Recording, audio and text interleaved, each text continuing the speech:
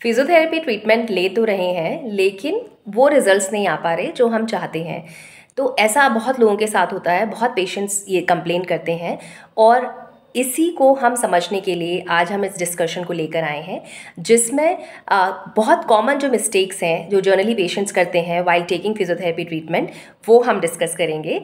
और this is doctor Deepti Mathur, I am a neuro physiotherapist and I am doctor Kirti and ortho physiotherapist. तो आज हम बात करने वाले हैं 4 कॉमन मिस्टेक्स जो पेशेंट्स करते हैं, जिसकी वजह से उनको जो रिजल्ट आना चाहिए वो रिजल्ट मिलता नहीं है फिजियोथेरेपी ट्रीटमेंट लेते समय। तो उसमें सबसे नंबर 1 पे आता है टाइमली अप्रोच ना करना।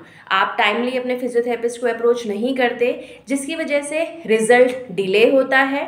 और दूसरा सबसे इम्पॉर्टेंट मिस्टेक है कि पेशेंट्स को हम एक प्रोटोकॉल देते हैं, एक एक्सरसाइज प्लान बना के देते हैं कि आपको घर पे 2 बार 3 बार वो एक्सरसाइजेस करनी है, लेकिन वो जो प्रोटोकॉल है वो फॉलो नहीं होता, जिसकी वजह से हमारे जो हम एक रिज़ल्ट डिज़ायर कर रहे हैं वो रिज़ल्ट हमें मिल नहीं पाता।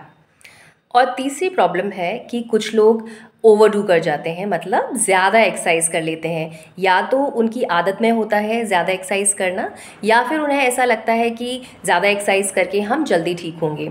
तो हम इसको ऐसे समझ सकते हैं कि जब हम खाना खाते हैं, हम बहुत न्यूट्रिशियस डाइट ले रहे हैं, तो जब हम 3 मील्स बताते हैं कि दिन में 3 मील्स लेने हैं और ये क्वांटिटी लेनी है, तो जब हम उसको उसी तरह से लेते हैं उस अपने फूड को, तभी हमें बॉडी को के लिए वो हेल्पफुल होता है।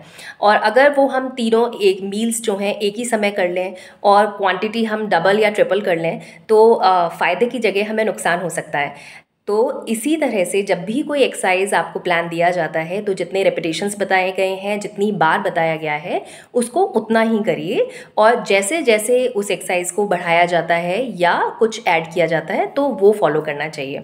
एंड फोर्थ प्रॉब्लम है कि जो प्रोग्रेसिव प्लान्स होते हैं, मतलब कि जो एक्सरसाइजेस पहले एक लेवल पे होती हैं, फिर दूसरे लेवल पे, ऐसे धीरे धीरे करके उसके लेवल्स चेंज होते हैं, वो उसको फॉलो नहीं करते हैं।